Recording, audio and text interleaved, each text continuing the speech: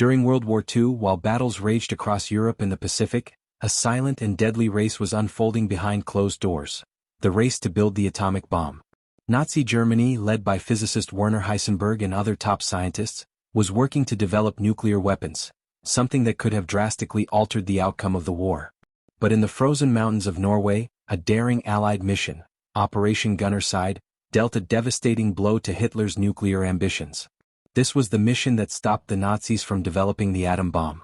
And it was carried out not by large armies or heavy bombers, but by a small team of commandos on skis. The strategic importance of heavy water.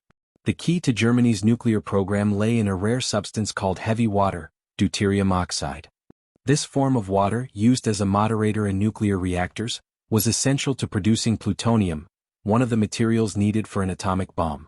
At the time, the world's only significant supply of heavy water came from the Vemork hydroelectric plant in Rjukan, Norway, operated by Norsk Hydro. After Germany occupied Norway in 1940, the plant came under Nazi control. The Allies quickly recognized that if Germany gained enough heavy water, they could build a nuclear weapon. Stopping that supply became a top priority. Operation Gunnerside, planning the sabotage. In early 1943, British Special Operations Executive, SOE, and Norwegian resistance fighters launched Operation Gunnerside, a plan to infiltrate and destroy the heavy water production facilities at Vemork. The operation built on a failed earlier attempt called Operation Freshman, in which British paratroopers crashed in bad weather and were captured and executed. Learning from that tragedy, the SOE now turned to Norwegian commandos, local men who knew the terrain, the language, and the stakes. A small team of specially trained Norwegians parachuted into the wild mountains near Rjukan in February 1943. They skied through snowstorms, survived freezing conditions, and joined up with a reconnaissance team already in place. Their objective: infiltrate the heavily guarded plant, destroy the electrolysis chambers, and escape undetected. The night of the raid. On the night of February 27 to 28, 1943, under the cover of darkness and a blizzard, the Gunnerside team launched their assault. They crossed a steep gorge, evaded German guards, and slipped into the facility through a basement cable tunnel. Working quickly and silently, they planted explosive charges on the heavy water production equipment. The bombs went off without injuring anyone, but the damage was massive. Over 500 kilograms of heavy water were destroyed, along with critical infrastructure.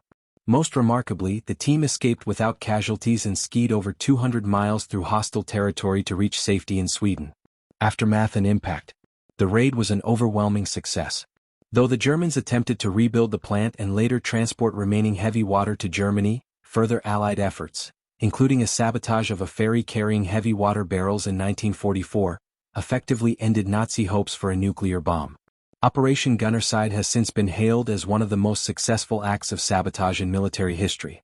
Historians believe it significantly delayed, and possibly stopped entirely, Germany's ability to build a functional nuclear weapon. The mission showed the power of precise, small-scale operations, and underscored the bravery and determination of resistance fighters and special forces during the war. Legacy. Today, Operation Gunnerside remains a powerful example of how a handful of determined individuals can change the course of history. In the face of overwhelming odds, the Norwegian commandos risked everything to stop a threat that could have devastated the world. Their story has been told in documentaries, books, and films, including the classic 1965 movie The Heroes of Telemark. More recently, the operation has been recognized in the broader history of nuclear weapons development and World War II intelligence efforts.